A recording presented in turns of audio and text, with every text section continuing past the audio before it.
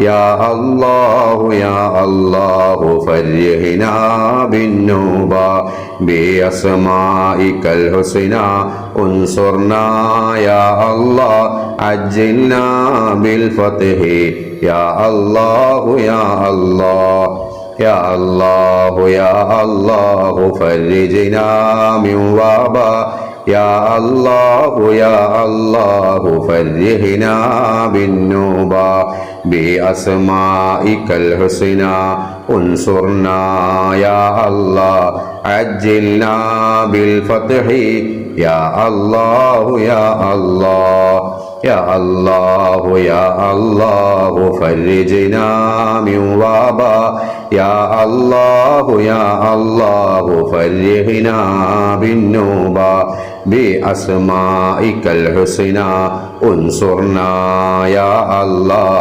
عجلنا بالفتح يا الله يا الله. അസ്മാഉൽ ഹുസ്ന ചൊല്ലിയിട്ട് ദുആ ചെയ്ത ഇജാബത്ത് ലഭിക്കും. എല്ലാവരും മനസ്സറിഞ്ഞ ആമീൻ പറയുക. അൽഹംദുലില്ലാഹി അൽഹംദുലില്ലാഹി റബ്ബിൽ ആലമീൻ.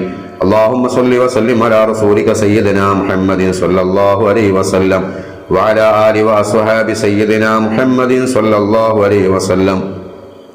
അള്ളാഹുവേ, ഞങ്ങൾ നിന്റെ ഇസ്മുകളിൽപ്പെട്ട യാ റാഫിഉ ഉയർത്തുന്നവൻ എന്നർത്ഥമുള്ള ശ്രേഷ്ഠമായ ഇസ്മ് 313 തവണ ചൊല്ലി. അല്ലാ, ഈ ഇസ്മിന്റെ ബറക്കത്ത് കൊണ്ട് ഞങ്ങളെ നീ ജീവിതത്തിൽ ഉയർന്ന നിലവാരമുള്ള ജീവിതം നൽകണേ അല്ലാ.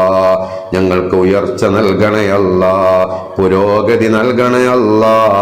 ഉപജീവന മാർഗത്തിൽ നീ എളുപ്പമാക്കണേ, ഉപജീവന മാർഗത്തിൽ നീ ബറക്കത്ത് നൽകണേ അല്ലാ. ഐശ്വര്യം നൽകണേ, ദാരിദ്ര്യത്തെ തൊട്ട് കാക്കണേ അല്ലാ. പടച്ചവനെ, മറ്റുള്ളവർ അല്ലാഹുവേ, ഞങ്ങളുടെ മനസ്സ് ഞങ്ങൾ ചെറുതാണെങ്കിലും മറ്റുള്ളവരുടെ മനസ്സ് ഞങ്ങളെ നീ വലുതാക്കി കാണിക്കണേ അല്ലാ. അല്ലാഹുവേ, അല്ലാഹുവേ, ഒരു രംഗത്തും നീ വഷളത്തരത്തിലാക്കല്ലേ അല്ലാ. ഞങ്ങളെ നീ ഇസ്സത്തിലാക്കണേ അല്ലാ. ഞങ്ങളുടെ ഹലാലായ മുറാദുകൾ ഹാസിലാക്കി തരണേ അല്ലാ. ഞങ്ങളിൽ രോഗികളുണ്ട്, ഞങ്ങളോട് ബന്ധപ്പെട്ടവരിൽ രോഗികളുണ്ട്. പല ജാതി രോഗങ്ങളെ കൊണ്ടും വേദനകളെ കൊണ്ടും സങ്കടപ്പെടുന്നവർ, നീര് ജീവിക്കുന്നവർ, നിരങ്ങി ജീവിക്കുന്നവർ, നാദാ, അവർക്കും ഞങ്ങൾക്കും നീ പൂർണ്ണ ശിഫാ നൽകണേ അല്ലാ. ആഫിയത്തും ഹിദായത്തും ഞങ്ങൾക്ക് നിലനിർത്തി തരണേ. ഞങ്ങളുടെ ജീവിതത്തിന്റെ എല്ലാ കാര്യങ്ങളിലും ബറക്കത്ത് നൽകണേ അല്ലാ. ദുആ ചെയ്യണേ ഉസ്താദേ എന്ന് ആവശ്യപ്പെട്ട പ്രിയപ്പെട്ട മുത്ത് മുഅ്മിനീങ്ങൾ, ഉമ്മമാര്, സഹോദരിമാർ, അല്ലാ അവർക്ക് വലിയ ഖൈർ നൽകണേ. ഞങ്ങളെ എല്ലാവരെയും 2 ലോകത്തും വിജയികളിൽ ഉൾപ്പെടുത്തണേ അല്ലാ.